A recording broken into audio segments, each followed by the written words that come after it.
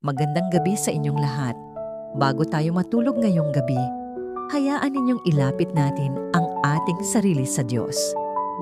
Sa mga oras ng katahimikan, mahalaga na malaman natin kung paano tayo maliligtas ayon mismo sa salita ng Panginoon.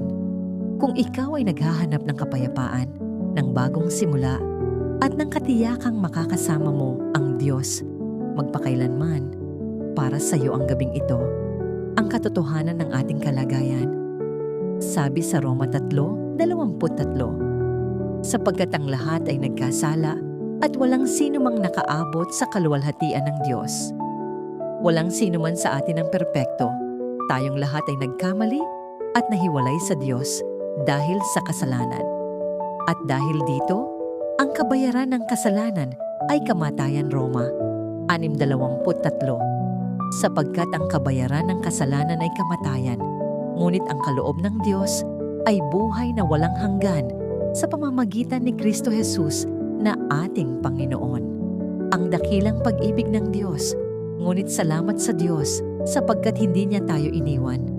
Sabi sa Juan 3:16, sapagkat gayon na lamang ang pag-ibig ng Diyos sa sanlibutan, na ibinigay niya ang kanyang bugtong na anak, upang ang sino mang sumampalataya sa kanya ay hindi mapahamak, kundi magkaroon ng buhay na walang hanggan.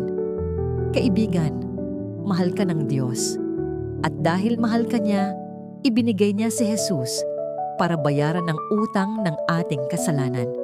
Pagtanggap kay Kristo, paano ka maliligtas? Hindi sa pamamagitan ng sariling gawa, hindi sa relihiyon, at hindi sa kabutihang ginagawa mo. Sabi sa Efeso 2:8-9, sapagkat sa pamamagitan ng biyaya, kayo ay naligtas sa pamamagitan ng pananampalataya. At ito'y hindi sa pamamagitan ng inyong sarili, ito'y kaloob ng Diyos, hindi sa pamamagitan ng gawa, upang walang sino mang magmapuri. Ang kailangan mo lang gawin ay manampalataya at tanggapin si Jesus bilang Panginoon at tagapagligtas ng iyong buhay. Ang panawagan ng kaligtasan, sabi sa Roma 10:9, kung ipahahayag mo sa iyong bibig na si Jesus ay Panginoon at mananampalataya ka sa iyong puso na siya'y muling binuhay ng Diyos mula sa mga patay, maliligtas ka. Kaibigan, ang kaligtasan ay hindi komplikado. Ito ay pagtanggap ng regalo mula sa Diyos, si Jesus. Kung nais mong tanggapin si Jesus ngayon, sundan mo ako sa panalangin ito. Panginoong Jesus,